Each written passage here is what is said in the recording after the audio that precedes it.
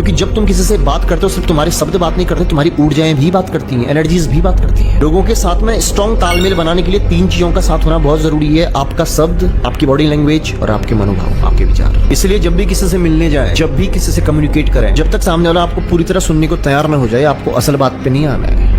इस बात का ध्यान रखना है। जिस पर्पस से बात कर रहे हो वो पर्पस तब रखना है जब आपके बीच में हंसी मजाक कम्युनिकेशन होने लगे, कंफर्ट जोन तैयार हो जाए, तब आपने अपनी असल बात रखनी है। उससे पहले नहीं रखनी, हड़बड़ी नहीं करनी है। जब भी किसी से मिलो तो कॉन्फिडेंस के साथ में हैंडशेक भी करो तो घबराना नहीं है, उसकी आंखों में आंखें डाल के आपको हैंडशेक करना है। हाथ मिलाना ही बहुत कुछ संकेत दे देता है तुम्हारे बारे में। तुम गले लगा सकते हो सामने वाले को, उसको एक प्यारा सा हक दे सकते हो। तुम जब किसी को हक करते हो ना प्यार, उसके अंदर एक बिलीव पैदा हो जाता है, कंफर्टेबल जोन क्रिएट हो जाता है, वो तुम्हारे साथ कंफर्टेबल महसूस करना शुरू कर देता है, तो तुम पे अब भरोसा करना चाहता है। तो हक करना एक संकेत है सामने वाले के अंदर एक बिलीव को डालने के लिए। स्ट्रॉन्ग कम्युनिकेशन होने के लिए तुम्हारे और उस बंदे के बीच में तालमेल होना जरूरी है, एक कंफर्ट जोन क्रिएट होना जरूरी है, क्योंकि जब तक सामने वाला कंफर्टेबल नहीं है तब तक तुम उससे असल बात नहीं कर सकते। करोगे भी उसके समझ में नहीं आएगा।